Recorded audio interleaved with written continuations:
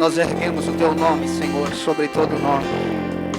Toda honra e toda glória seja dada àquele que era, aquele que é e o que há de vir. Senhor, ninguém é maior do que o Senhor neste lugar. Nós cremos, Senhor, que estamos na tua presença, vivemos na tua presença. Cremos, Senhor, que a tua presença é muito mais do que um sentimento, ainda que nós podemos sentir. A tua presença está aqui, Senhor. Então, Senhor, manifesta a tua glória neste lugar, que venha o teu reino e seja feita a tua vontade, assim na terra como é feito nos céus. Que venha o teu reino e seja feita a tua vontade, assim na terra como é feito nos céus. Que vidas sejam curadas nessa noite, sejam tocadas nessa noite, que pessoas sejam transformadas pelo poder da palavra. Espírito Santo flui no nosso meio, ensinando, convencendo pessoas que entraram enfermas neste lugar, pessoas que entraram neste lugar desmotivadas, sem perspectiva de vida, Senhor. Que os céus possam se mover nessa noite, que nós possamos ser tocados, transformados. Um ambiente de glória se estabeleça, cresça neste lugar de uma forma sobrenatural. Senhor, que a nossa fé seja ativada. Senhor, em nome de Jesus, nós cremos na tua palavra, por isso nós aplaudimos a tua palavra em nome de Jesus.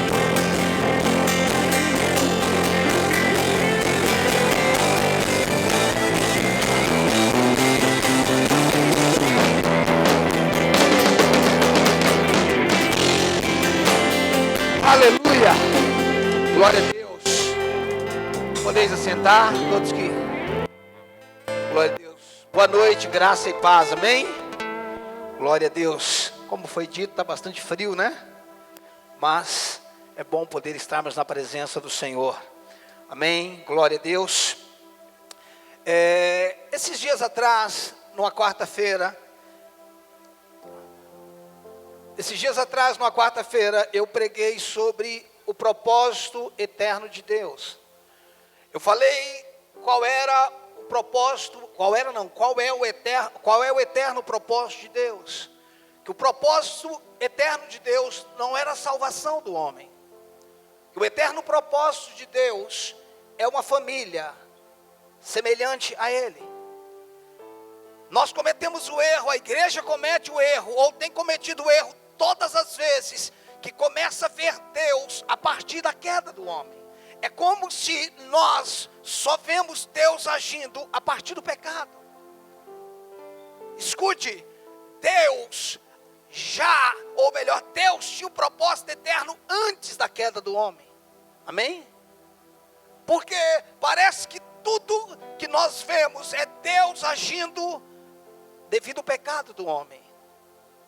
Sendo assim, ou se assim fosse, o propósito eterno de Deus teria sido cancelado. Deus não tem plano B. Deus não tem vontade permissiva. Deus só tem plano A. E a vontade dele é cumprida, ou será cumprida, ou está sendo cumprida. Então é importante que nós entendamos isso, queridos. Que Deus, o pecado foi algo que o homem praticou, que o homem cometeu. Mas o propósito eterno de Deus vem antes do pecado. Amém? O pecado não faz parte do propósito eterno de Deus. Preste atenção, queridos. Se antes da fundação do mundo, Deus tinha o propósito de salvar o homem, então Deus é cúmplice do pecado do homem. Se antes da fundação do mundo, Deus criou o homem, eu criaria o homem para o pecado, Deus seria cúmplice dele, do pecado. Deus não criou o homem para o pecado, Deus criou o homem para o propósito. E o propósito era a manifestação de Deus na terra. Era a extensão de Deus na terra. Preste atenção. O homem não pecou para que Jesus viesse. Jesus veio porque o homem pecou. Dá para entender isso? Não. O homem não pecou para que Jesus viesse. Jesus veio porque o homem pecou. Ou seja, não era o propósito de pastor. Deus sabia, claro, ele sabe de todas as coisas, mas Deus não criou o homem para o pecado. Deus criou o homem como uma expressão, como uma extensão de quem ele é. E o plano de Deus não foi alterado. O plano de Deus não foi mudado. Qual é o propósito eterno de Deus? Quando Deus criou o homem, o seu propósito era ter filhos segundo a sua imagem, segundo a sua natureza. Quando eu falo imagem, não é uma imagem física, não é uma imagem aparente, mas um comportamento, uma vida manifesta, uma natureza manifesta. Quando Deus criou o homem, Deus estava querendo partilhar, Deus estava querendo uma família semelhante a Ele. Tem gente que pensa que Deus vive em torno das suas necessidades. Não, Deus não criou o homem para viver em necessidade. Então Deus não vive em torno das nossas necessidades, porém, Ele cuida de todas as nossas necessidades. Nossa, pastor, tem hora que o senhor fala uma coisa que contradiz. Não contradiz. Deus não vive em prol das nossas necessidades, mas Deus cuida das nossas necessidades. O que eu quero dizer é que Deus nos criou para algo maior do que isso. A vida é muito mais do que as nossas necessidades. A vida é muito mais do que eu. O evangelho que nós temos vivido hoje é o seguinte, irmãos: nós estamos sendo atraídos por coisas. Nós estamos sendo atraídos por nossas necessidades. E aí nós temos as nossas necessidades supridas, porque Deus supre. Mas nós não temos a imagem de Deus sendo manifesta. Nós não temos a glória de Deus tomando forma. Nós não temos o reino de Deus se manifestando. Por quê? Porque nós resumimos o evangelho à minha necessidade. Não. Deus nem te criou com necessidade. Amém? A necessidade veio após o pecado. Deus não te criou com falta de nada. Dá para você entender isso? Abra comigo sua Bíblia no livro de Gênesis.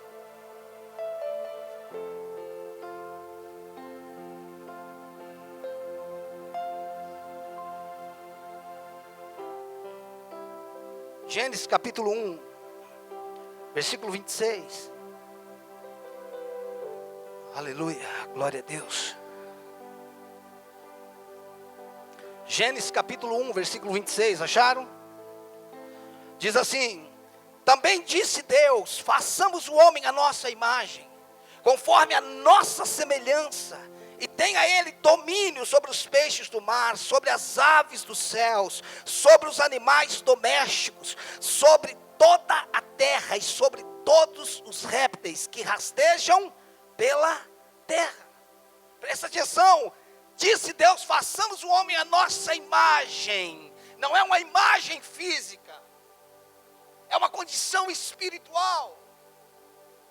Façamos o homem à nossa imagem, conforme a nossa semelhança, e tenha ele domínio, tenha ele governo. Deus criou a humanidade para governo. A igreja está pensando em conquista. Você conquista o que não tem. Nós não estamos aqui para conquistar nada, nós estamos aqui para governar. Talvez seu carro seja uma conquista, talvez sua casa seja uma conquista, mas a terra não é para ser conquistada, a terra é para ser governada, porque os céus são os céus do Senhor, mas a terra Ele deu para nós. Se você quer dar a sua parte para o diabo, é problema seu. Mas a terra não é do diabo. Quando diz que o mundo jaz no maligno, não é a terra, é o sistema. Preste atenção. Deus criou o homem à imagem e semelhança dele. Se Deus criar, ou se Deus intenta um plano B, é porque o plano A falhou. É como se nós disséssemos, Deus fracassou. Irmãos, o Leonel estava falando ali agora sobre a questão de Maria conceber. Eu estava pensando como é que Deus aceita, Deus sempre topa o desafio do diabo, né? Deus é fantástico. É como se o diabo falasse assim, derrubei o homem que tu criaste. Por que Deus foi lá e acabou com o diabo, irmãos? Tinha poder para isso ou não? Tinha, não, tem. Não é? Você destruiu o homem, eu vou criar um homem que vai vencer você. O homem que você venceu, o outro homem vai vencer você. Deus está dizendo, eu vou agir com você, que o jeito que você quiser jogar a partida, eu jogo. Deus é fantástico, irmãos. Agora à tarde eu estava orando e pensando que Deus não tem raiva do diabo. Já parou para pensar nisso? Que Deus nunca quis destruir o diabo. O amor de Deus, irmãos, é maravilhoso. Eu estava agora à tarde pensando sobre isso, porque eu estou escrevendo alguma coisa sobre isso. O amor de Deus, o que é o amor de Deus, irmãos? Quem pode explicar? Tem gente que pensa que o amor é um sentimento. Não, o amor é muito mais do que um sentimento.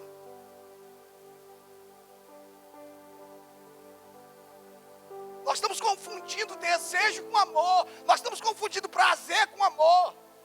Irmãos, o que você tem para dar para Deus? Do que Ele precisa de você e de mim? Tem alguma coisa ou não? Por que Ele te ama? Eu não posso entrar nesse assunto. Se eu entrar nisso, eu paro de pregar o que está aqui. O que você tem para dar para Ele? Agora me mostra alguém na terra que consegue amar o outro sem receber nada, sem ter perspectiva de troca.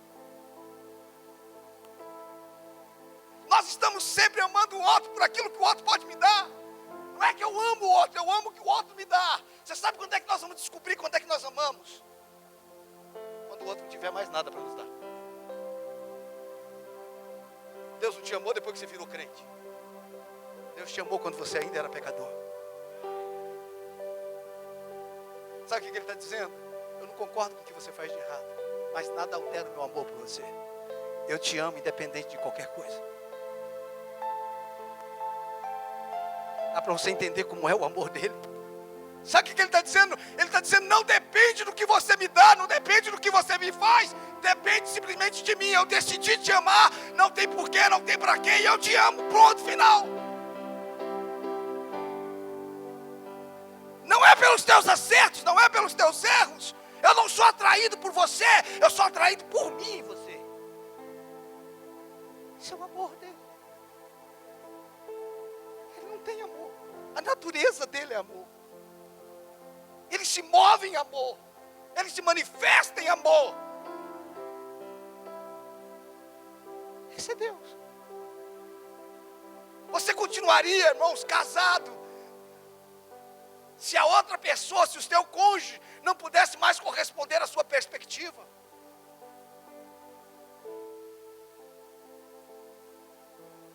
Ontem eu estava conversando com um casal, nós estávamos junto com um casal ontem, e o rapaz estava me dizendo de um homem que quer separar da mulher, porque a mulher não levanta mais, não anda mais.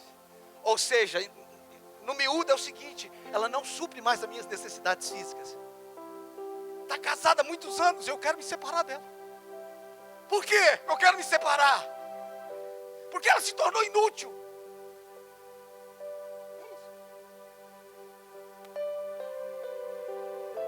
Por ela ter se tornado inútil, eu não quero mais viver com ela, eu quero me separar. Isso é amor, irmãos?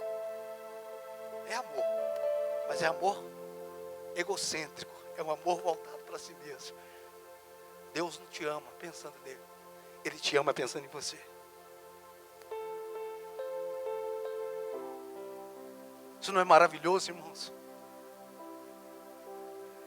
Por que eu deveria estar aqui nessa noite, pastor? Ah, quem sabe você veio buscar uma bênção. Não. Por que você está aqui? Porque de alguma maneira, Senhor, eu sei que é impossível, mas de alguma forma eu quero corresponder ao teu amor. Eu quero que cada palavra que saia da minha boca dizendo que o Senhor é santo não seja apenas um refrão da música. Eu não quero simplesmente cantar, eu quero expressar no meu coração. Eu quero te dizer a verdade. Eu não quero ser um papagaio de pirata, cantar o que todo mundo está cantando, falar o que todo mundo está falando, porque a letra diz isso. Não! Culto é muito mais do que 3 músicas rápidas, 2 lentas, irmãos. 3 músicas rápidas, 2 lentas, ou vice-versa. A hora da oferta, a palavra terminou, vamos embora, porque terminou. Não, isso não é cristianismo. Cristianismo é você viver chocado, embasbacado, de forma inexplicável. Como é que alguém como ele me ama? Escute, não é que ele te ama lá atrás. Ele te ama quando você erra.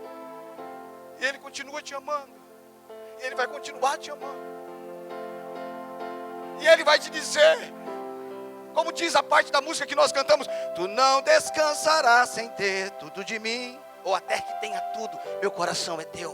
Deus não vai descansar, Ele vai perseguir você, para que de alguma forma você reconheça o amor dEle. Ele está dizendo: eu vou te perseguir, eu não vou te obrigar você a ser crente, porque Deus não é crente, Deus não é evangélico, Deus não é católico, Deus não... Não, Deus é Deus. Pensei que Deus era crente, pastor. Não, não é não. Evangélico também não. O que Deus é? É Deus. Dá para você entender isso? Ele está dizendo: eu vou te perseguir por toda a sua vida. Não por toda a minha vida, porque a minha vida não tem fim. Mas eu vou te perseguir por toda a sua vida. E de alguma forma eu vou te colocar no canto da parede. Não por causa de problema, de pressão, mas por causa do meu amor. Porque eu te amo. E não importa quantas vezes você virou as costas para mim. A hora que você fala Deus, eu vou dizer: estou aqui, filho. Isso é Deus, irmãos. Abra comigo em Gênesis capítulo 1 novamente, versículo 27 e 28.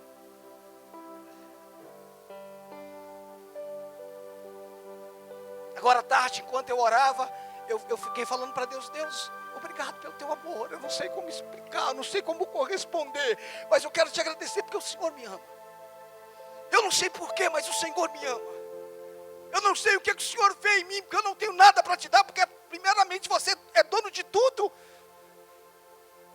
Você sabe o que define o amor, irmãos? É a plenitude pessoal. Você sabe o que é que define o meu amor para com a minha esposa? O que define o meu amor para com ela não é o que ela me dá. O que define de fato o amor meu para com ela é quando eu sou pleno e não dependo de nada que ela me dá.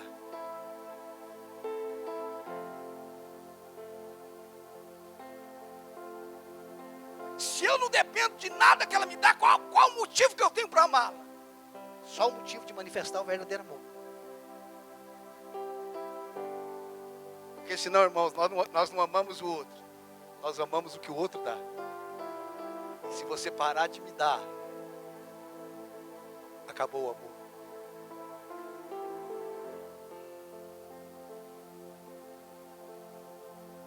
Gênesis 1, 27 e 28, vamos lá. Criou Deus, pois o homem, a sua imagem, a imagem de Deus o criou, homem e mulher, ou seja, macho e fêmea. É isso? 27 e 28, ok. 28, e Deus os abençoou e lhe disse: sede fecundos, multiplicai-vos, enchei a terra, sujeitai-a, dominai sobre os peixes do mar, sobre as aves dos céus, sobre todo animal que rasteja pela terra. Deus, Ele estabeleceu como propósito ter uma família que expressasse na terra a sua glória e a sua autoridade. Deus tinha, ou Deus estabeleceu como propósito ter uma família que expressasse na terra a sua glória e a sua autoridade. Sendo assim, quem nascesse de Adão seria como Adão, que seria igual a Deus. Sendo assim, a imagem, os que saíssem de Adão era a imagem dele, que seria a imagem de Deus. Seria a família de Deus expandindo. Essa é a ideia. Então, a primeira coisa que eu preciso entender: o propósito de Deus é a extensão dele na terra. O propósito eterno de Deus é uma família, são pessoas não religiosas, não gente religiosa, mas gente que tem característica de Deus, que tem atitude de Deus, não atitude definida em comportamento, mas em natureza.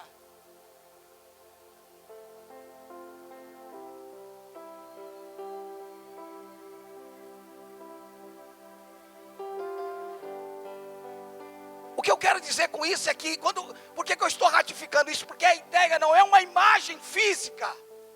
A Bíblia nunca definiu Deus em imagem, mas uma natureza. Por exemplo, irmãos, aonde foi que o nosso amor se contaminou? Ou Deus nos criou com esse amor contaminado? Aonde foi que o nosso amor se contaminou, irmãos? Depois do pecado. Depois do pecado, irmãos, eu de amar quando alguém não tinha nada que me dar, e comecei a amar a partir do que você me dá. Antes do pecado, o homem era pleno, não tinha falta de nada. Ele era semelhante a Deus. Então por que, irmãos, amar? Porque, irmãos, ele era criado em amor.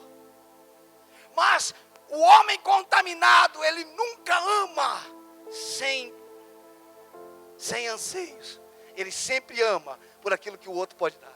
É por isso que você não encontra um texto na Bíblia dizendo Deus odiou o diabo. Já encontrou isso, não? A Bíblia dizendo assim, Deus odeia o diabo. Já leu isso em algum lugar? Não, não tem. Não tem lugar nenhum.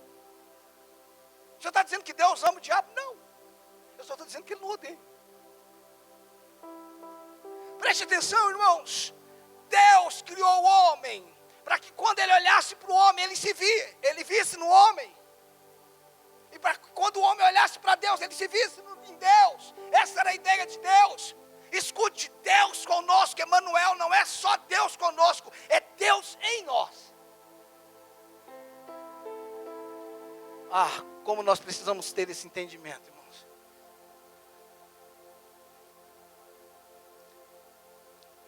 Capítulo 3, versículo 8 de Gênesis.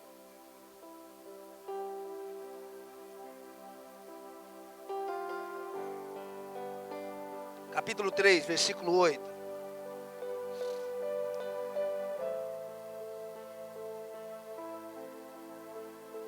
Diz assim: quando ouviram a voz do Senhor Deus, que andava no jardim pela viração do dia, esconderam-se da presença do Senhor Deus, o homem e sua mulher, por entre as árvores do jardim. Além de Deus criar o homem, a imagem e semelhança dele, para que o homem fosse uma extensão dele, Deus criou o homem para o relacionamento. Deus criou o homem para que o homem se relacionasse com ele. Ou seja, relacionamento, imagem e governo. Relacionamento, imagem e governo.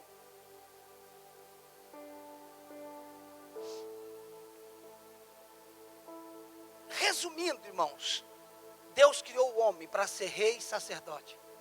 Deus criou o homem para ser sacerdote e rei. Deus criou o homem para ter governo. E Deus criou o homem para se relacionar com ele. E esse plano não foi mudado. O que era um sacerdote? Um sacerdote era um homem separado, consagrado para viver diante de Deus. Isso era um sacerdote. Um homem separado, consagrado para viver diante de Deus. A visão que a gente tem de sacerdote é a visão do sacerdote após o pecado. Onde o sacerdote faz sacrifício em prol do povo. Não, esse não é o plano original de Deus como sacerdote. Eu vou te mostrar isso já já. Depois do pecado, da tribo de Levi, foi estabelecido o sacerdócio, ok? Mas foi estabelecido o sacerdócio para sacrifício, para sacrificar pelo povo. Para trazer a lei de Deus para o povo. Para levar o povo a Deus, para trazer Deus ao povo, para conscientização de arrependimento. Mas antes do pecado, o homem precisava de sacrifício? De arrependimento? Não. Deus criou a gente para adorar a Ele. Uma das funções do sacerdote é adorar ao Senhor. É se relacionar com o Senhor. Então, Deus, é como se Deus dissesse: eu aqui em cima, eu sou rei. Aí embaixo vocês reinam. Aqui em cima eu reino. E aí embaixo eu reino através de vocês. Vocês estão uma extensão minha. Escute, nós nunca vamos entender o que é cristianismo, até entendermos, até termos a revelação do plano ou do propósito eterno de Deus. Nunca vamos entender, irmãos. Nós nunca vamos entender o propósito eterno de Deus, o que é evangelho, o que é cristianismo, o que é que Jesus veio fazer, enquanto nós não entendermos o que é o propósito eterno de Deus. Tem gente que pensa, irmãos, que Deus se agrada pelo tanto que Ele vem na igreja. Então se eu vim 7 semanas, Deus vai me abençoar. abençoar porque eu não faltei nenhuma. Então Deus é um Deus que se alimenta da sua frequência.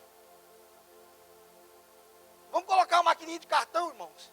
Ali você pica o cartão 7 vezes, Deus te abençoa. Isso não é a ideia de Deus, irmãos. A ideia de Deus não é que você venha por causa de coisa. A ideia de Deus é que você venha por causa dele.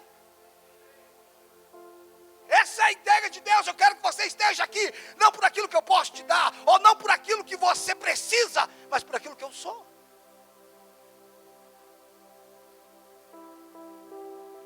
Deus nos criou para governo. Deus nos criou para reinar. Deus nos criou para relacionamento. Após o homem pecar, ele perdeu o governo. O diabo passou a governar sobre a terra. Ok? O homem perdeu a autoridade e o diabo passou a reinar, a ter governo. Porque o homem pegou a autoridade que ele tinha e ele entregou ao diabo.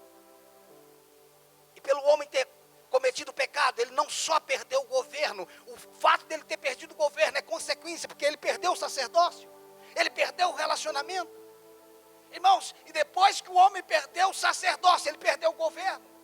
Porque quem perde o relacionamento com Deus, perde tudo. Quem perde o relacionamento com Deus, o restante das coisas são consequências. Quando o filho pródigo saiu de casa, irmãos, ele saiu pobre. Saiu rico. Mas foi questão de tempo, ele não tinha mais nada. Ele falou, vou voltar para a casa do papai. O homem não perdeu só, ele não perdeu o governo primeiro, ele perdeu o relacionamento com Deus. Abra comigo em Gênesis 14.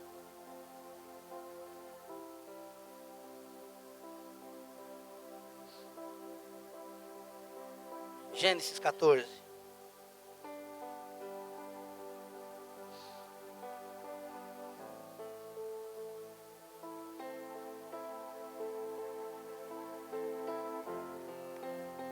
Acharam Gênesis 14? 14, versículo 18.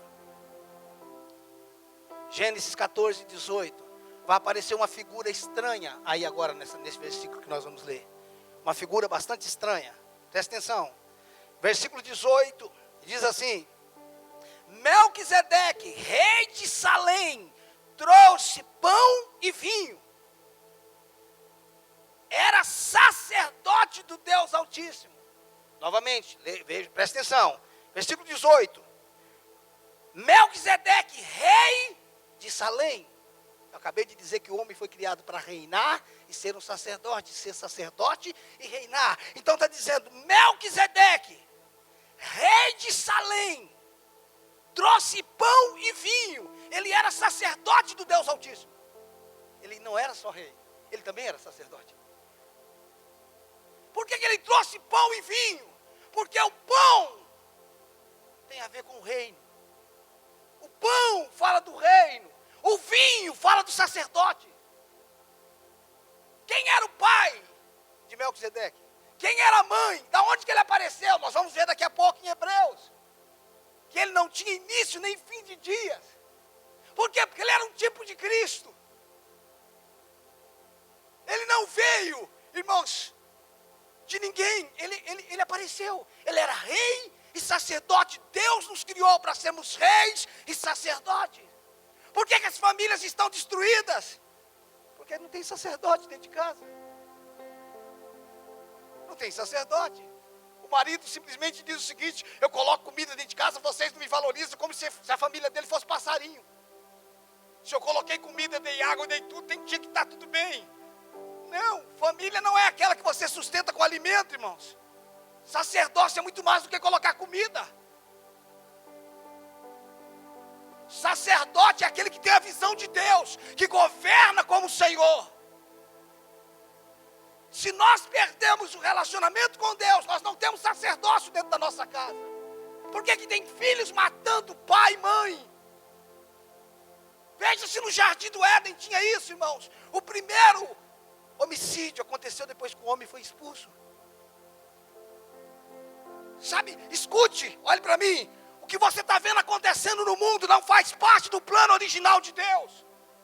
Escute, o divórcio, a destruição de famílias não faz parte do plano de Deus.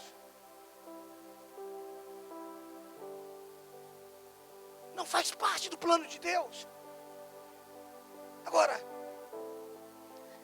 abra comigo em Hebreus, vamos lá. Hebreus capítulo 7.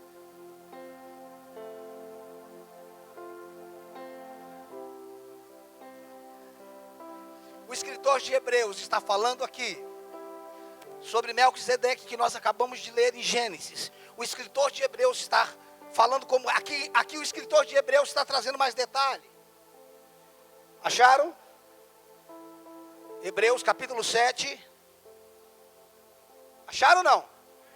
Versículo 1 ao 3. Hebreus 7, do 1 ao 3. Porque este Melquisedeque, rei de Salém, sacerdote do Deus Altíssimo, que saiu ao encontro de Abraão, quando voltava da matança dos reis, e o abençoou. Presta atenção, nós já vamos continuar lendo. O sacerdote saiu ao encontro de Abraão, quando esse voltava da matança dos reis, e Melquisedeque abençoou Abraão com pão e vinho. Versículo 2. Para o qual também Abraão separou o dízimo de tudo. Primeiramente se interpreta rei de justiça.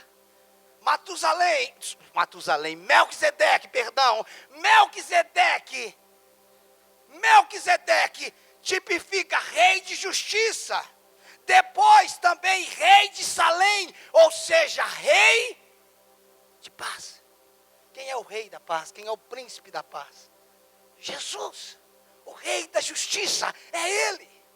Versículo 3, sem pai, sem mãe, sem genealogia, que não teve princípio de dias, nem fim de existência, entretanto, feito semelhante ao Filho de Deus, permanece sacerdote perpetuamente.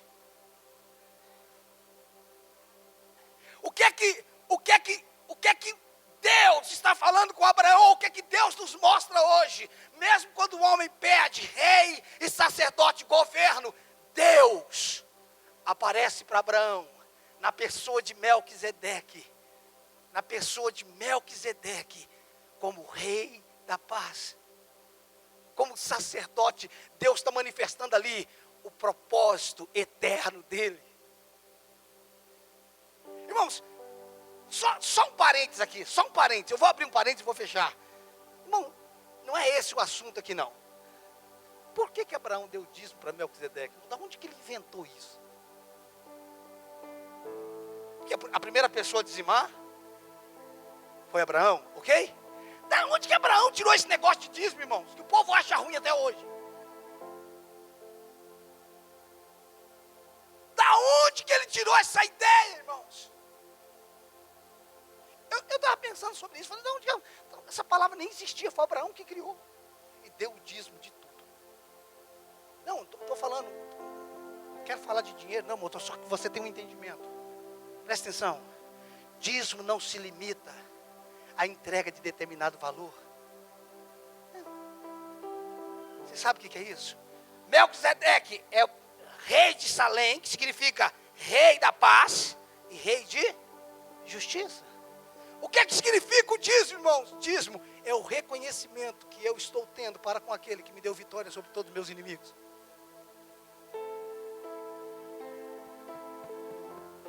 Essa terminologia você não tinha ouvido ainda.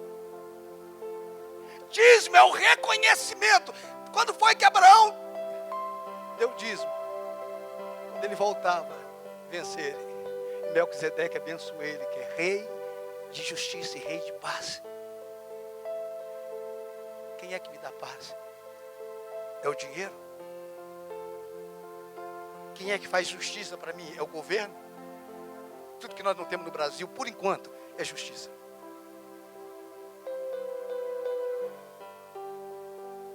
Eu fico embasbacado, irmãos, tem hora que o Brasil, nós estamos vendo presidiários candidatando a presidente. Se essa moda pega, irmãos, eu não sei quantos mil presidiários vão se candidatar. Preste atenção, o reconhecimento que Ele me deu vitória sobre todos os meus inimigos. Quem é que me deu vitória sobre todos os meus inimigos? Jesus. Quem é que me dá paz? Jesus. Fecha parênteses, é só essa parte que eu queria falar na questão do dízimo. Adão possuía os dois ofícios. Adão era tanto rei como sacerdote. Adão era tanto sacerdote como rei. Só que após o pecado, ele perde o governo sobre a terra. Ele perde o relacionamento com Deus. Ele não tem mais relacionamento com Deus. Agora, após o pecado, Melquisedeque é a única figura no Antigo Testamento. Presta atenção. Após o pecado, Melquisedeque é a única figura que é um tipo de Cristo no Antigo Testamento que tem os dois ofícios. Que é rei e sacerdote. Que é sacerdote e que é rei. Depois do pecado, ninguém no Antigo Testamento era rei e sacerdote. Só aparece Melquisedeque, que é um tipo de Cristo. Ou o homem era rei, ou o homem era sacerdote. As duas coisas ele não podia ser. Ou o homem era rei, ou o homem... Abra comigo lá em 1 Samuel. 1 Samuel. Não ache ruim de abrir a Bíblia, irmãos. Eu não quero que você engula o que eu estou falando, eu quero que você leia. Amém? Nosso pastor está abrindo tanta Bíblia para que você não engula o que eu estou falando. É para você conferir a palavra de Deus. Amém? Chega de líder canibal, que come a mente do povo e não faz o povo pensar. Amém? Você é para ter a mente de Cristo. Eu não quero que você saia daqui com o que eu falei. Eu quero que você olhe para a palavra e fala o que aquele camarada falou lá.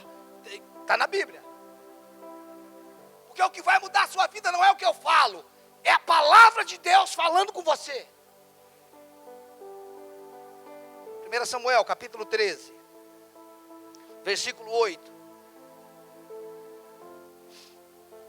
Nós vamos ler agora sobre o ponto que o homem não podia ser rei e sacerdote. Ou ele era sacerdote ou ele era rei. 1 Samuel, capítulo 13, versículo 8. Acharam? Diz assim: esperou Saul 7 dias, segundo o prazo determinado por Samuel. Não vindo, porém, Samuel era sacerdote, era juiz. Não vindo, porém, Samuel a Gigal, o povo se foi se espalhando. Então disse Saul: trazei-me aqui o holocausto e ofertas pacíficas. E ofereceu o holocausto. Mal acabara ele, Saul, de oferecer o holocausto, eis que chega Samuel. Saul lhe saiu ao encontro para o saudar. Samuel perguntou: o que fizeste?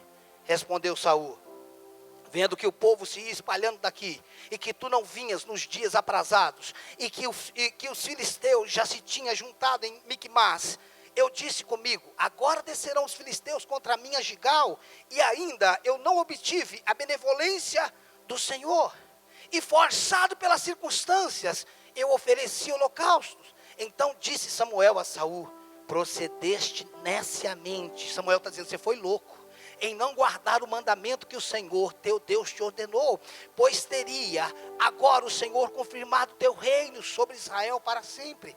Agora não subsistirá o teu reino. O Senhor buscou para si um homem que lhe agrada, e já lhe ordenou que seja príncipe sobre o povo, porquanto não guardaste o que o Senhor te ordenou. Samuel está dizendo: Saul, você não podia fazer sacrifício. O sacrifício é meu. Você só tinha que reinar. Se eu não cheguei, ou se eu não chegasse, não faça sacrifício. Por quê? Porque no Antigo Testamento, após o pecado, ou o homem era rei, ou ele era sacerdote. Ele não podia ser rei e sacerdote. Eu quero ler mais um texto com você. 2 Crônicas, capítulo 26. Vai um pouquinho para frente. 2 Crônicas, capítulo 26.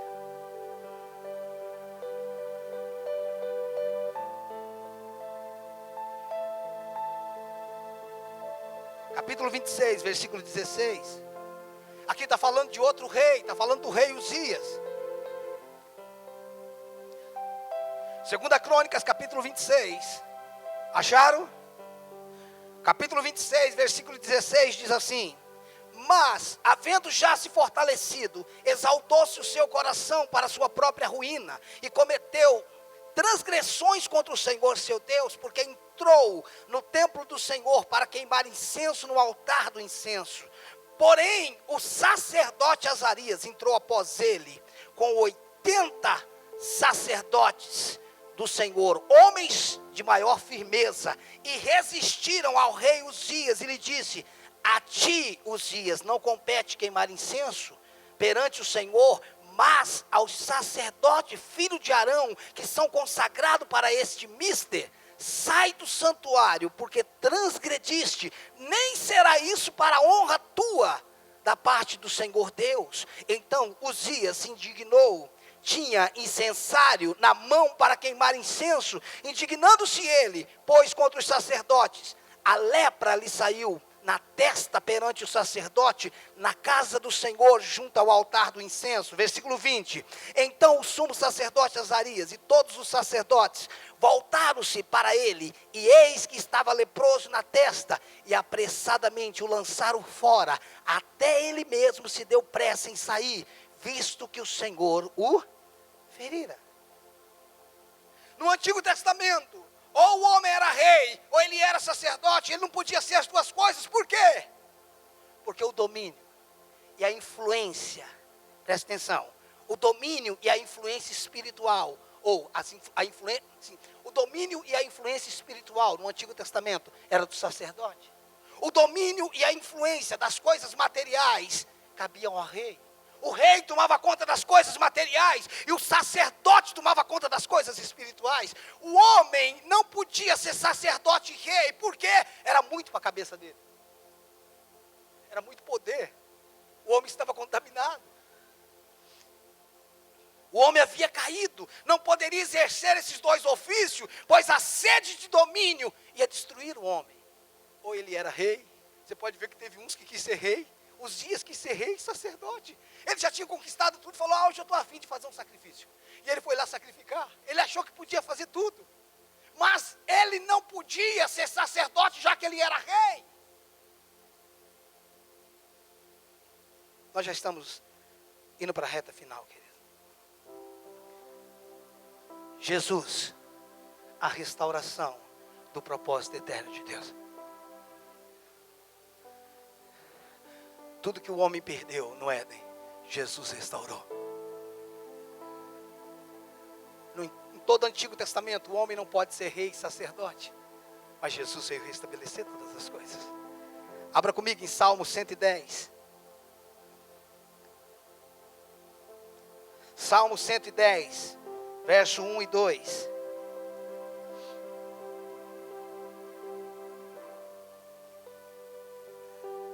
Salmo 110, verso 1 e 2.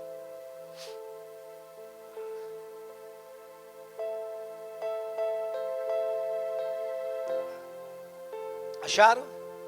Salmo 110, verso 1 e 2 diz assim: disse o Senhor ao meu Senhor: assenta-te à minha direita, até que eu ponha os teus inimigos debaixo dos teus pés. O Senhor enviará de Sião o cetro do seu poder, dizendo: domine ou domina entre os teus inimigos. Versículo 4. O Senhor jurou e não se arrependerá: tu és sacerdote para sempre, segundo a ordem de Melquisedeque. Aqui, se você pegar o título do capítulo 110 de Salmos, está dizendo o reino e o sacerdócio do Messias. Está profetizando que Jesus seria rei e sacerdote. Porque quem é Jesus? É a continuação de Adão, só que não em pecado. Abra comigo em Hebreus. Volta para Hebreus. Hebreus capítulo 7 novamente. Irmãos, nós não vamos ler, mas todo o capítulo 7 de Hebreus tem a ver com o sacerdócio de Jesus. Hebreus capítulo 7. Escute, a palavra superior é predominante na carta dos Hebreus, superior. Jesus é superior a Moisés. Jesus é superior. Sabe quantas vezes essa palavra aparece? Nas minhas contas aparece 11 vezes. Jesus é superior. Jesus é superior. Por que Jesus é superior a Moisés? Porque Moisés não era rei e sacerdote. Porque Moisés não era a restauração do homem, mas Jesus é a restauração do homem. Jesus é o plano, é o propósito eterno de Deus. Jesus não veio ser um líder religioso, Jesus não veio ser um líder revolucionário, Ele não veio ser um Che Guevara. Não, Jesus veio dizer, é assim que é para você ser, é assim que é para você viver. É assim. O Leonel falou sobre a solicitude da vida, sobre ser ansioso. Leia os 4 evangelhos, veja que Jesus esteve ansioso em algum momento. Ele nunca esteve ansioso com nada, irmãos. Deus não te criou para ansiedade. A ansiedade destrói a sua vida. A ansiedade, irmãos, tem criado doenças na vida das pessoas. A ansiedade tem criado depressão na vida das pessoas. Deus não te criou para isso, irmãos. Deus não te criou para preocupação. Deus não te criou para você viver preocupado. Deus te criou para você viver nele em descanso. Tu és a minha paz, tu és o meu descanso. Pastor, o senhor é louco. A gente tem que ter preocupação. Deixa eu te falar, o que você já resolveu na tua vida com preocupação?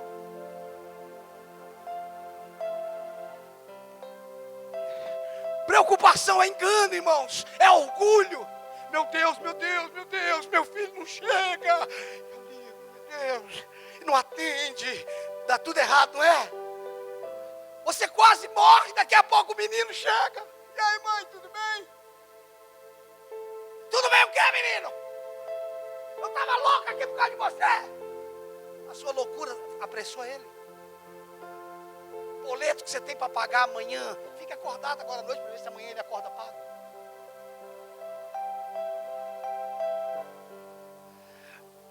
Escute, você sabe o que é a preocupação? É uma maneira de orgulho e incredulidade, porque eu não confio no Senhor. Porque se eu confiasse eu ia dormir.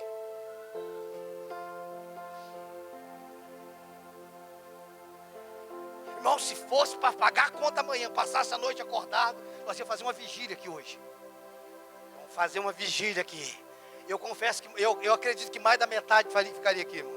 Pastor, tem conta para pagar essa semana, já vou, não é amanhã não, mas já que é para a semana, vamos virar logo à noite aqui. E o frio, deixa fio para lá, pastor, o importante é as contas pagas. Escute. Deus é um Deus que nunca começa sem antes terminar. Ele anuncia o fim desde o princípio. Uau, eu amo isso nele.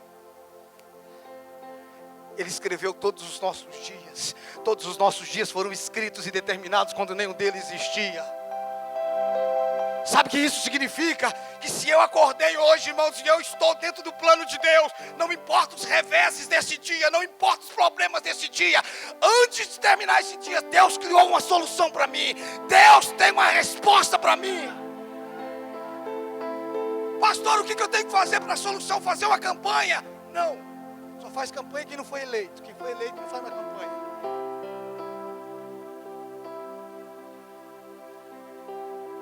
Tu és o meu Deus, Tu és a minha paz.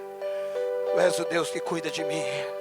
Eu não sou um afilhado Teu, eu sou Teu filho. Tu és o meu Pai. Tu és a minha vida. Tu és tudo que eu tenho. Tu és o meu bem maior. Por favor, faça alguma coisa. Se expresse diante dEle.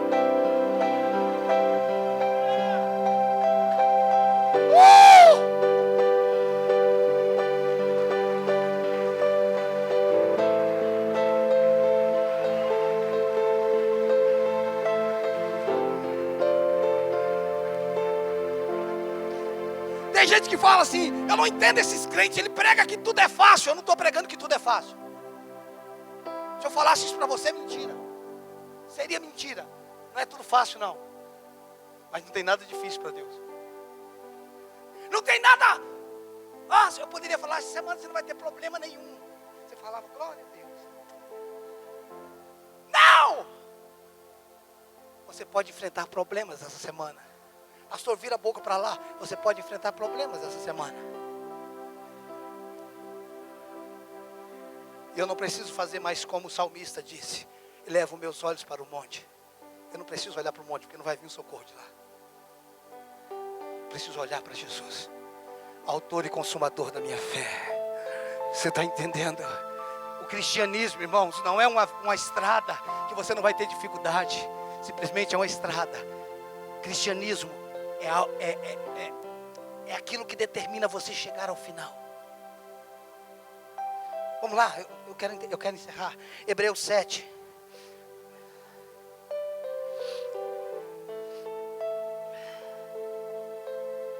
Hebreus 7.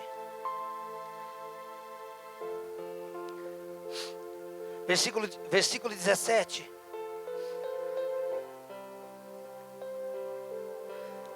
Hebreus 7, 17, acharam?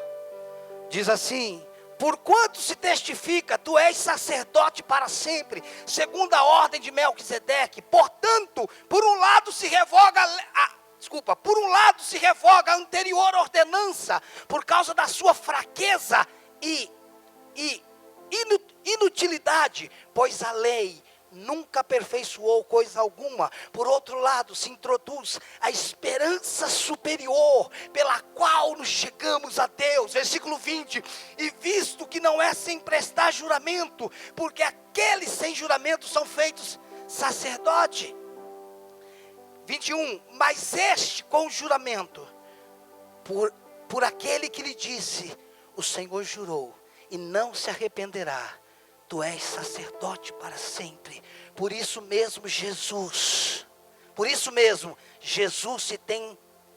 se tem tornado fiador da superior aliança. Ele é superior. Ele é superior. Presta atenção. Primeiro, Deus restaura o sacerdócio. Depois, Ele restaura o governo.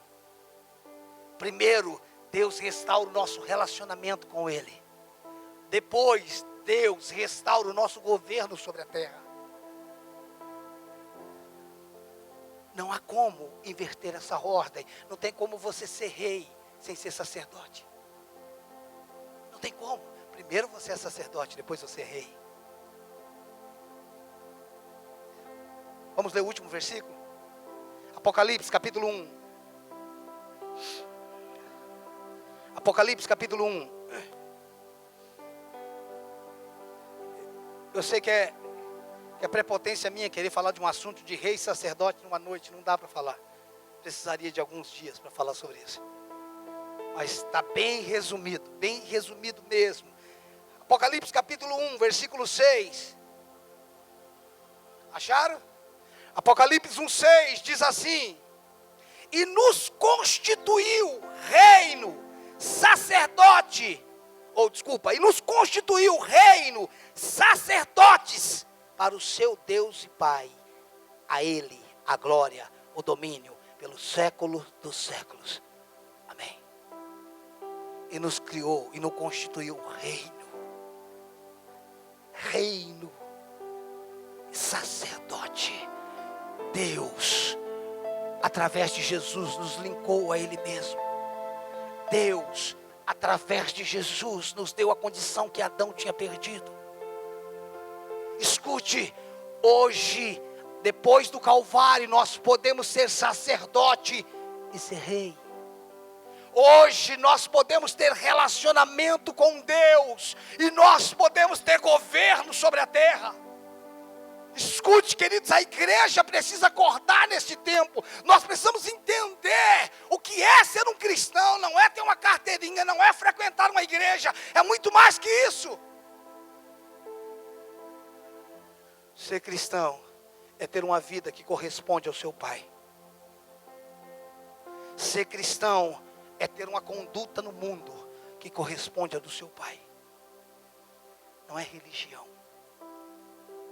Escute, Cristianismo não é pregar, não é tocar. Cristianismo não é cantar. Cristianismo é a vida de Cristo se manifestando na terra. Cristianismo não é andar de terno e gravata, nem com a Bíblia grande. Cristianismo não é você chegar na igreja, na empresa e dizer, eu sou crente. Não. Dependendo como for, nem fale, irmãos. Assim você não queima a gente. Cristianismo é quando você chega num lugar, não pela roupa que você está vestindo, mas pelo seu estilo de vida, pela sua linguagem, porque você não vende seu voto, porque você não faz esqueminha, porque você é tão homem, que tem uma única mulher na vida.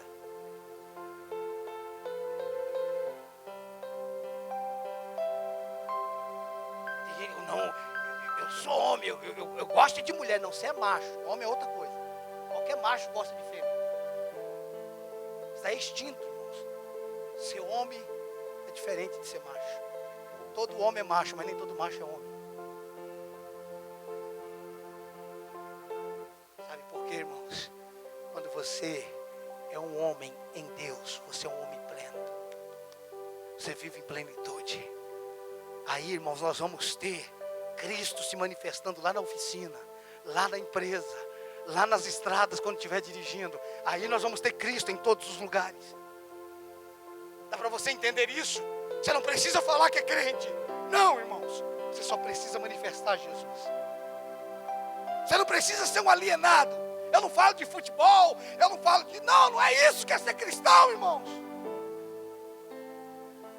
Ser cristão é ter a postura do seu pai, é ter o caráter do seu pai, é manifestar na terra, como disse o Leonel sobre a oração do Pai Nosso que estás no céu, santificado seja o teu nome, que venha o teu reino, e seja a tua vontade, seja feita a tua vontade aqui na terra, como é feita nos céus.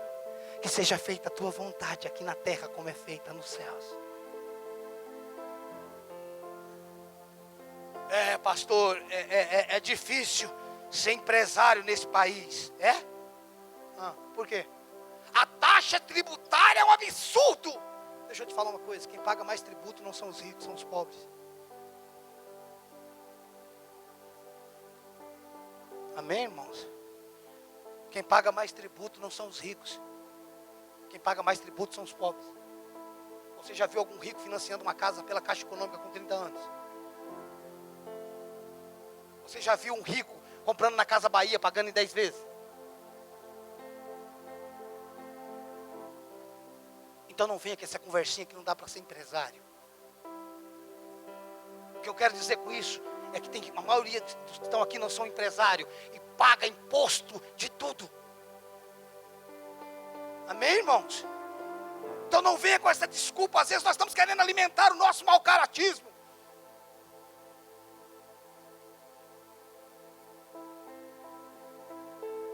Escute, irmãos, uma vida em Deus não se negocia. A vida de Cristo é inegociável, santidade é inegociável, conduta é inegociável.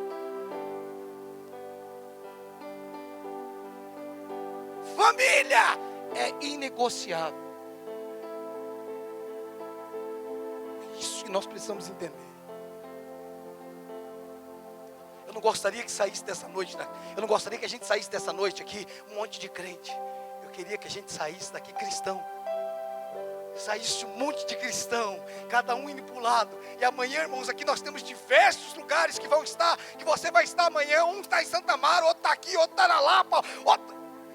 Mas já imaginou, irmãos, cristão em cada lugar, Cristo em cada lugar, o céu se manifestando em cada lugar, encontrando os enfermos na rua e dizendo, eu chorar por você, encontrando alguém que está querendo destruir o casamento, separar e dizer, vem cá, senta aqui. Tem jeito. Tem jeito. Deixa eu te dizer, eu não sei como você entrou aqui nessa noite. Eu posso te dizer uma coisa, tem jeito. Não tem nada impossível para Ele. Nada. Não tem nada impossível. Pastor, É um passe de mágica, não, irmãos, não é magia, não. É uma vida sendo edificada. É um andar com Deus. Pastor, é mudar de religião? Também não. Religião não muda a sua vida. O que muda a sua vida é Jesus Cristo de Nazaré. O que muda a nossa vida é o Senhor. Não venha com essa conversa de religião. Religião não presta, irmãos. Religião deixa as pessoas feias. Religião não muda nada. Mas Jesus Cristo muda. Pastor, você está falando de religião? Eu estou falando para mim. Religião para mim não presta, para mim. Mas eu sou um religioso? Não, eu sou um filho. Eu sou um rei, um sacerdote. Nós precisamos entender cristianismo fora das quatro paredes, irmãos. Nós precisamos entender cristianismo após sair do culto. Nós precisamos entender cristianismo nas nossas conversas que nós vamos ter após sairmos daqui. Ou muitas vezes até aqui dentro. Entender o que é cristianismo.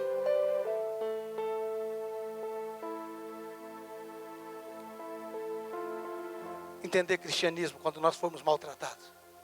Entendemos cristianismo quando nós formos difamados.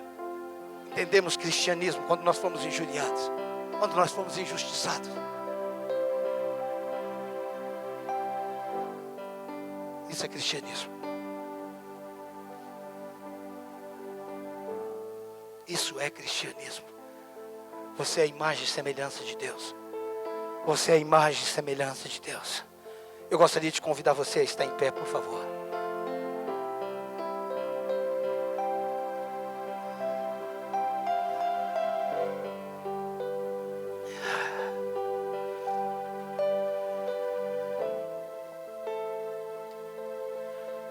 Se você puder ficar no seu lugar, feche teus olhos, por favor.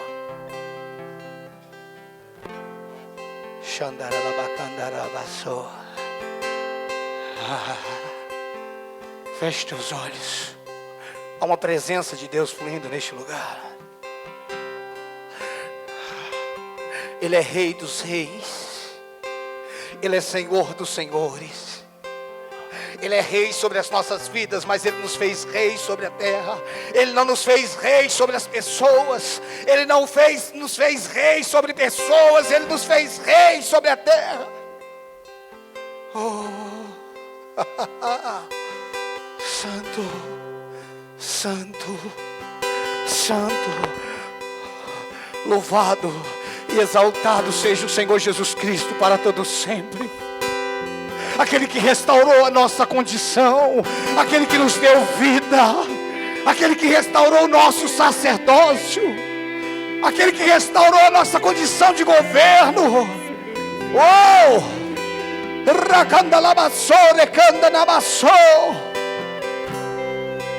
Eu vejo o sol nascendo e com ele a alegria de te encontrar. Estás no jardim do meu coração.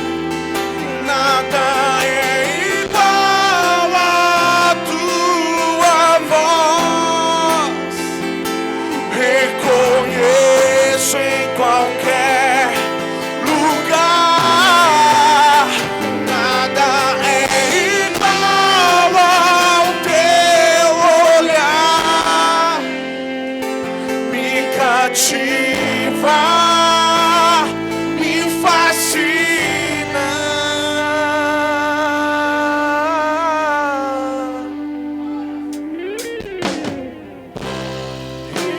Eu vejo o sol nascendo e com ele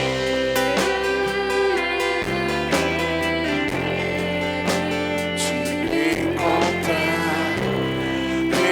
Estás no jardim do meu coração.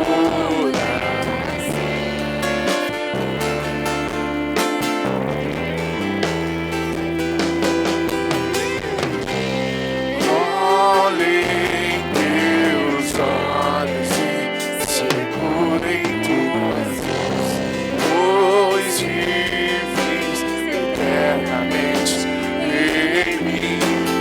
Nada é igual a sua voz, Jesus.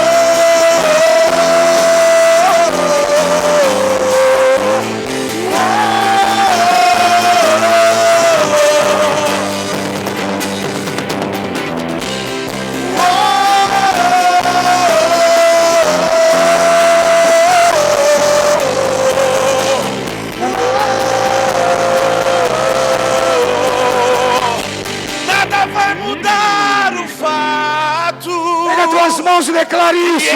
Eu sou dele. Aumente o volume da sua voz e declare. Diga, nada vai mudar o fato. Diga, nada vai mudar o fato. Nada vai mudar o fato que eu sou dele e ele é meu para sempre. Nada vai mudar o fato que eu sou dele e ele é meu para sempre. Nada vai mudar o fato que eu sou dele e ele é meu para sempre. Com os teus olhos fechados, por favor, feche teus olhos, eu quero ministrar a você.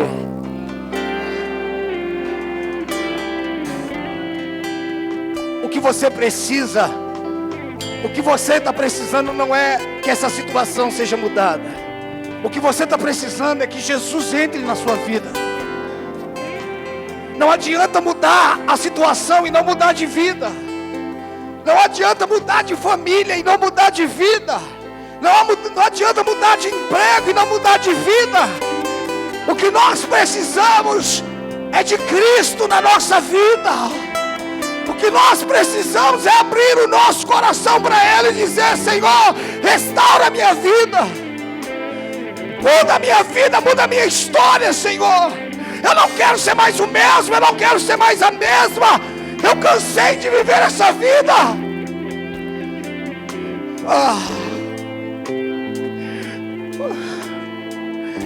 Talvez você entrou aqui nessa noite tendo que tomar uma decisão. Deixa eu te falar uma coisa: a decisão mais importante que você pode tomar e deve tomar é a decisão por Jesus Cristo. É a decisão de dizer para Ele: Senhor, me recebe. Restaura minha condição como homem, como sacerdote, como rei. Restaura minha condição como mulher. Oh, Tu me desendas com uma melodia e me cercas com uma canção de libertação dos meus inimigos. Todos os meus medos se vão. Eu já não sou mais escravo. Já não sou mais escravo do medo. Eu sou filho de Deus. E eu não sou mais escravo do medo. Eu sou filho de Deus. Do ventre da minha mãe tu me escolheste. O amor somou meu nome. E eu nasci de novo. Eu nasci de novo. Em tua família o teu sangue flui. Pega as tuas mãos e declare: eu não sou mais escravo do medo. Eu sou filho de Deus. E eu não sou mais escravo do medo. Eu sou filho de Deus.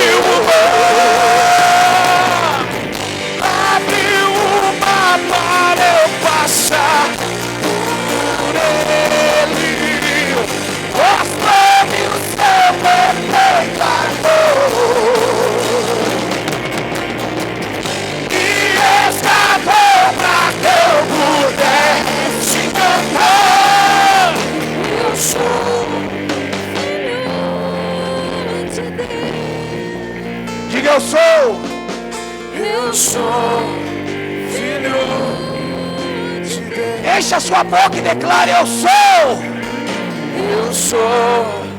filho de Deus.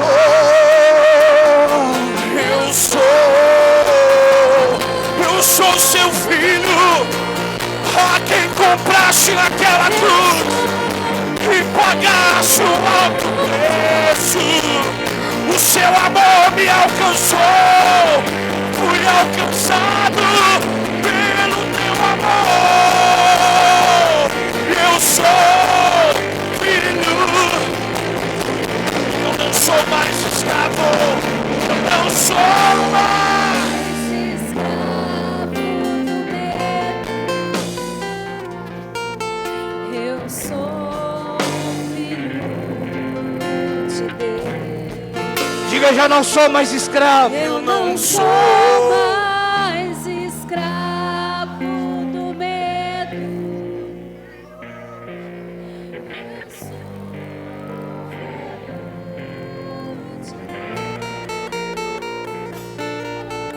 não sou mais escravo do medo.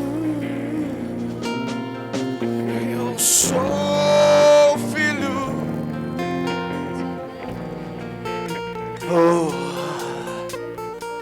Eu não sei como você entrou aqui nessa noite.